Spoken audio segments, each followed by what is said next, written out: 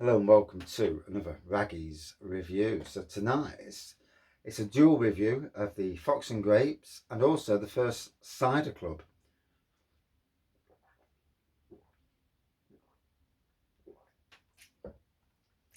Fox and Grapes is an absolutely excellent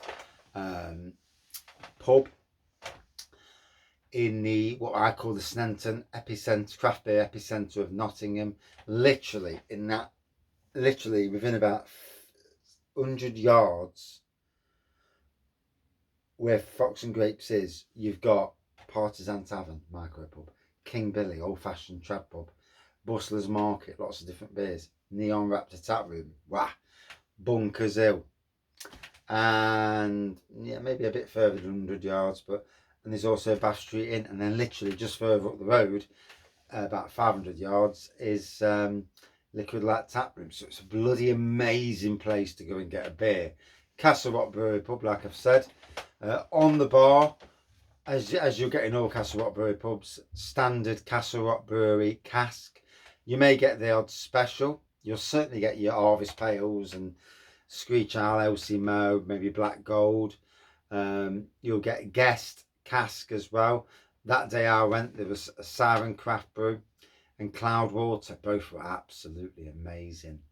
On the bar that particular day, there was a full lineup of Varvar keg beers. I presume there must have been a Varvar being the Ukraine brewery. I'm sure there must have been a tap takeover. The only downer with I find with Castle Rock is they announce their tap takeovers literally 2 days before it happens, which is no bloody good. If I've got to get babysitters or something, and actually get money to go down to these and organise it, just so I'm not treading on anybody else's toes. Little bit of an annoyance on that side of things. Hey ho, they'll do what they do, and yeah. But for me personally, yeah, it annoys me when the tap takeovers literally announced 2 days before, 2 weeks before. Brilliant.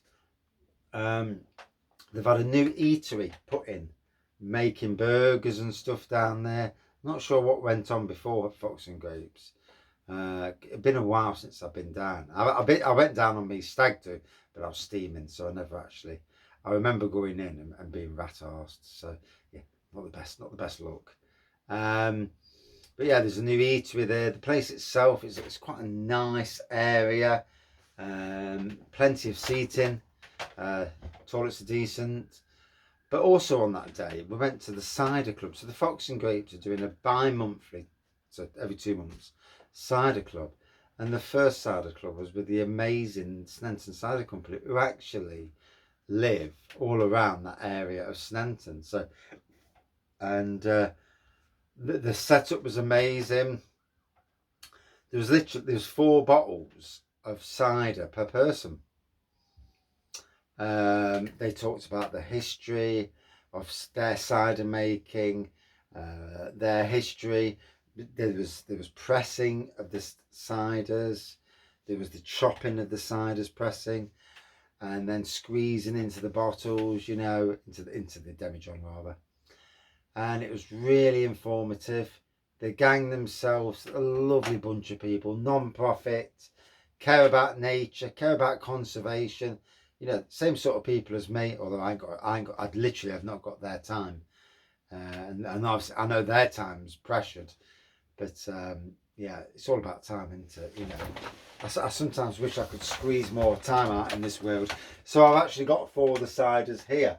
So I've got the Rock Gut.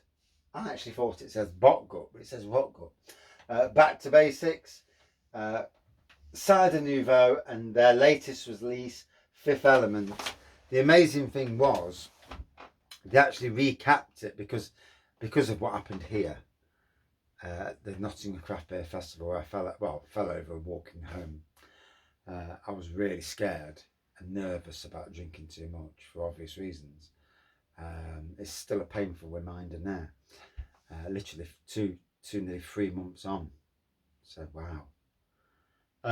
But in any case, they did an amazing job. Massive thank you to Fox and Grapes and obviously Castle Rock Brewery for hosting it.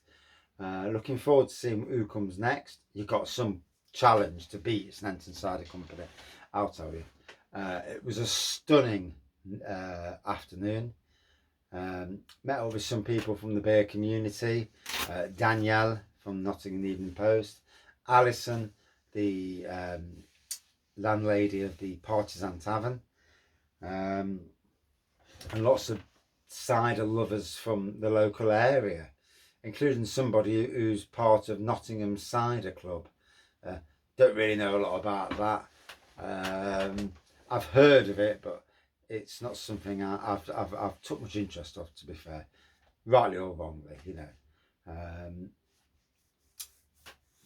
But yeah, so an absolute smashing pub. It's obviously in that Sneinton area, so when the craft beer festival's on, it's there.